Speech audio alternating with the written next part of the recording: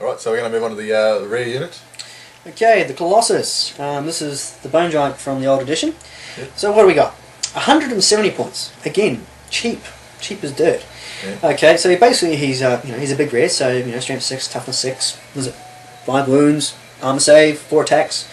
Yep. Again, he's not, compared to some, he's not great, but still for 170 points, it's why wouldn't you? Good value for points. It's good value. He's got the unstoppable assault. So if he does go in and start killing stuff and keeps killing stuff, he can keep killing stuff. Yep. So, and of course he can be upgraded with either great weapon, so strength 8 giant. Yeah. Again, his initiative isn't great, so that can be a big thing. Yeah. Or go up to 5 attacks with an extra hand weapon, or have a bolt thrower tacked onto him. So again, nice little solid rare there. He's got a couple of uses, and yeah, it's starting to see a bit of a recurring theme with a fair bit of shooting you can do. Well, in the army or what? Army-wide anyway. Well, army-wide, you've got your archers, you've got your horse cab, you've got your chariots, you've got your bone giants, you've got your catapults, and you've got the casket. Yeah, and the snakes before that. Oh, yeah, and the snakes, of course. Yeah. So yeah, you've got an army across the army, a very nice little shooting phase. Yeah. And of course it always hits on 5s, so it doesn't matter whether you're at long range, moved, etc. It's solid, and of course when we get to the magic, it just gets better. Yeah. Much better. Okay, moving on to the Hero Titan. Okay, this is basically the magical support Colossus. Yep. Okay, so he's got the same stat line as a Colossus, but what he really comes down to is that he's your magic. Because basically what he does is he gives each caster plus D3 to his casting roll, so any caster from 12. Yep.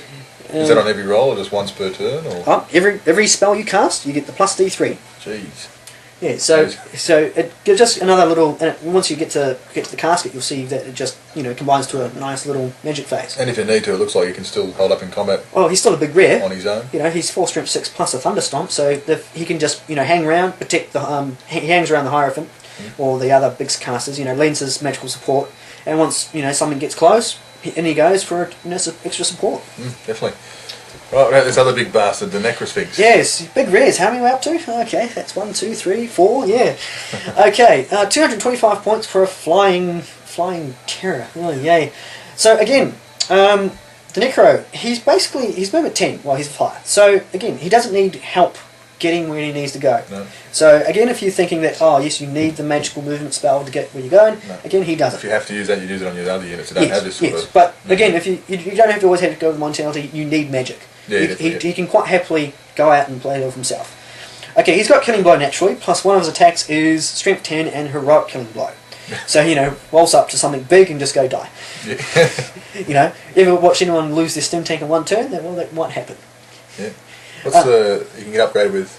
Venom Sting, Poison Attack. Wouldn't bother. No, not worth it. No, well, why would you do, Doesn't need any more attacks, does it? Yeah, well, no, but Poison takes away the Killing Blow. Basically what you got here is, again, a fast flanking unit, which again just goes around and squits infantry. Yep.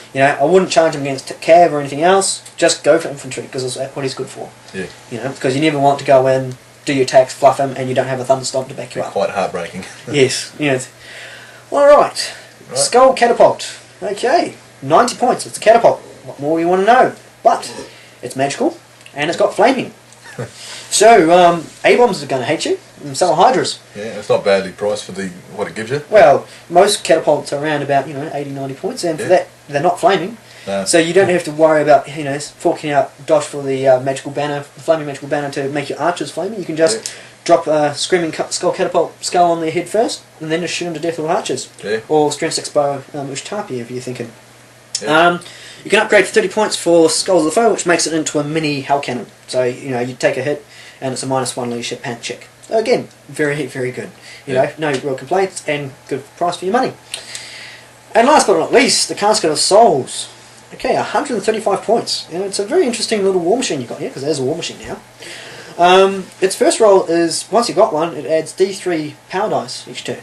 So again, combined with the Hero Titan and the Casket, you're going to get a lot of dice. Well, you're going to get a lot of dice, generation, and then for every spell, it just ups the casting level just a little bit extra, which may force your opponent. Does that mean you can go beyond 12 dice with these or not? Depending on the tournament you're going to. Oh, righto, yep. But still, it just means that instead of averaging, you get that extra couple, and plus the actual magical bound spell that it's got.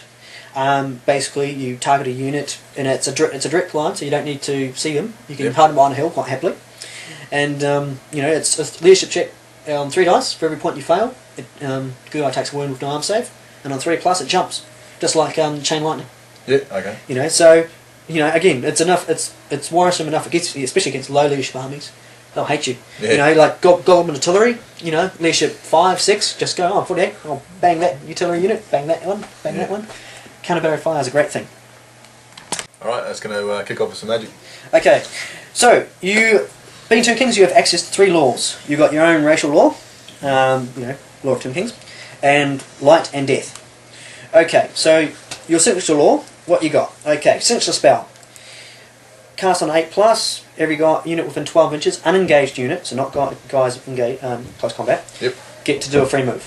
So this is where the guys who decided to go infantry heavy can actually, you know, attempt to get the army across. So, you know, if you've taken a heavy infantry, you know, Tomb Kings, warriors, etc., you know, you can take maybe a Hydra Fint plus a level 2, or you know, 2 or 3, maybe 2, and just, you know, spam cast it, you know, just to get them across. Side effect of that, also for the tribute, is that for every augment spell you get off on a unit, you heal D3 + 1 wounds. Constructs can only heal 1 ever per turn. So that also applies to chariots. You know, so D3 + 1 wounds healed on a chariot. That's quite good. Yeah, that's quite good. Again, makes chariots just that much better. Yeah. Okay, it can be max powered out to a 16 to affect everybody within 24. Fair enough. Okay. What's you got? Oh, good. Okay, section 1 goes up a 7+. Gives the unit killing blow. If the unit's already got killing blow, it goes to killing blow on a 5+. Oh, fair enough. Yeah. So yeah, Tomb Guard on a killing blow on a 5+. Yeah. Not too shabby. Chariots. Is that it obviously remains in play, is it, or just? No, they have only 1 remain in play, which is the Skull Storm. So this is, you know, you get it off, it's staying there. Yep. So cast on a unit of chariots, impact hits, get killing blow, because they're classed as close combat attacks. A bit of an unusual type, and it says in the book, but they are classed as close combat attacks. So yeah, cast on a unit of chariots, and you will not be disappointed. No. Okay, number 2, ward save. Okay, it goes at 9+, give a unit 5+ ward. Can be max powered out to 18 to give all units within 12 a 5+ ward. And side effect, you can be healed. Okay? So that's always a good one. 3, this is my personal favourite. Cast, good. Yeah, going off on a 9, cast on a unit, that unit gets +1 attack against on all aspects. So you cast on a chariot, means both riders and each horse will get 1. Oh Christ, right there. You know, so if you've got a cavalryman, both the horse and them get. So you can just see where I'm going. Yeah, you can double your attacks basically. You do double. You know, you cast on chariots. You go from, you know, you gain say 4 chariots, you gain 16 attacks. Yeah.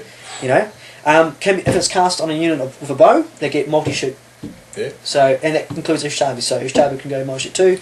So again, can be max powered out to 18 to cast it on everything with 24. Holy crap, right, Okay, those first 4 are all augment spells, so all of them will heal your army. Yep.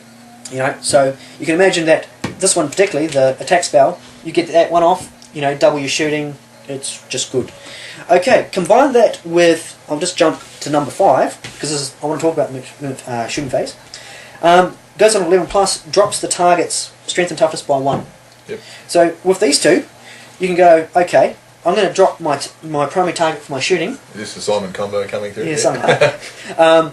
Drop mainly for the toughness. Yep. Okay. If he stops there, cool. Double up the shoot. If he stops there, get the other one off. And then you've got a nice, soft, squishy target for all your shooting. Yeah. Or get a lot more shooting. Okay. Number 4. Disgusting. Yeah, it's very disgusting. It's basically an interesting hex. Goes off on 10+. D3 off your movement, plus you treat all terrain, and I mean all terrain. Even specifies open terrain for those guys who thought the beast spell didn't work. Haha. You know, treat all terrain as dangerous. Yep. Which is great. Well, it's okay, but not fantastic. But it's good. That's right. Okay, to the big one. It's a vortex. It's a strength 4 vortex, and it's a long range vortex because it goes off in the artillery dice times your level. So it has a longer range than say a purple sun. Because, you know, max range of a purple sun is 30. This thing's got max range of 40. Jeez. So if you ever manage to get a Hierophant max powered and just, you know, roll a 10, that thing will affect everything. Yeah. People have complained that, you know, it's not as good as, say, Purple Sun. Well, I would disagree. I'd say it's more flexible. Yep. You know, because Strength 4 was good against, you know, you bump to elves, it'll kill elves. You bump into dwarves, it'll still kill dwarves. Not as well, but... Obviously everything underneath that. Yeah, anything, you know. Whereas you bump into, say, a Purple Sun, you bump into elves and it'll kill nothing. Yep. Oh well, but it ain't going to pop in a treatment anytime soon. Oh well, never mind. So that's the Essential Law. But you also have access to Death and Light. So interesting combinations there. Light basically gets around your main problem with Tomb Kings. The fact that you've been slow, you have low initiative, and next to no weapon skill. Yep. You know, there's a speed of light, weapon skill 10, initiative 10. You know, can be max powered out to everybody. So again, it works with the army. The max power, time warp, you know, double movement. Yep. You know, always strike first. Actually, do a time warp first on something like a Tomb Guard unit, Yep. then use the signature spell from your own law to move it. Would you like a movement 8, you know, move 4, time warp, move 8. Yeah. And then you got an 8-inch charge in your following turn if he decides not to charge you. You know, that will get that unit across the board no time. And then of course you've got Death. Main thing I like about Death is that it gives you the Soul Blight spell. Yep. It gives you 2 spells, the one in here and the other one, which will drain strength and toughness, and does not remain in play. You know, and if you ever manage to get both on, well, that's a unit which is -2 strength, -2 toughness for at least 2 combat rounds. Yeah. Yours So and- you find yourself taking a mixture of these, or I personally haven't experimented yet. I've thought about it a lot, but Yep. I'd like people to think that, you know, you've got to take your main law because the Hierophant has to, but it's both good choices. You know, because again, it ties in well with your shooting phase and ties in well with combat. can't go wrong. All right, mate. Well, thanks for the book review and taking your precious time. Listen, Appreciate it very much. all right. All right. Thank you guys for watching.